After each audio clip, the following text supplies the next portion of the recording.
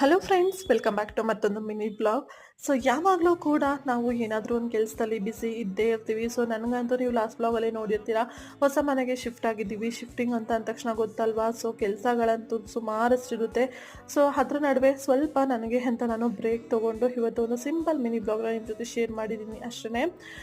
So ಇಲ್ಲಿ ಬಂದುಬಿಟ್ಟು ನೋಡ್ತಾ ಇದ್ದೀರಾ ಅಲ್ವಾ, ಸಂಜೆ ಆಗಿತ್ತು, ತುಂಬಾ ಚಳಿ ಇತ್ತು. ಈ ಮನೇಲಿ ನನಗೆ ಅಡ್ಜಸ್ಟ್ ಆಗೋಕ್ಕೆ ಸ್ವಲ್ಪ ಟೈಮ್ ಬೇಕಾಗಬಹುದು ಅಂತ ಅನಿಸುತ್ತೆ.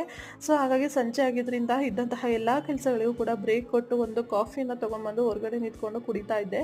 ಚಳಿ ಇತ್ತು, ಬಟ್ ಆದರೂ ವೆದರ್ ಏನೋ ಒಂಥರ ಸಖತ್ತಾಗಿತ್ತು ಅಂತಲೇ ಹೇಳ್ಬೋದು. ಹಾಗಾಗಿ ಸ್ವಲ್ಪ ಕವರ್ ಆಗಿ ಆಚೆ ಬಂದು ನಿಂತ್ಕೊಂಡು ಕಾಫಿ ಅಥವಾ ಟೀನ ಕುಡಿತೀನಿ ಈ ಟೈಮಲ್ಲಿ. ಸೊ ಅದು ಈ ಮನೆಗೆ ಬಂದಮೇಲೆ ಒಂದು 2 ದಿನದಿಂದ ಕಾಫಿ ಟೀ ಜಾಸ್ತಿ ಆಗಿದೆ ಚಳಿಗೆ ಅಂತ ಹೇಳ್ಬೋದು.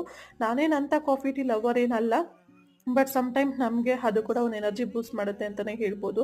ಯಾವುದೇ ಪ್ರೆಷರ್ ಏನೇ ಇರಲಿ, ನಾವು ತಗೊಳ್ಳುವಂತಹ ಚಿಕ್ಕ ಪುಟ್ಟ ಬ್ರೇಕ್ಸ್ ಅನ್ನೋದು ತುಂಬಾ ಮ್ಯಾಟರ್ ಆಗುತ್ತೆ ಅಂತಲೇ ಹೇಳ್ಬೋದು. ನಿಮ್ಗೆ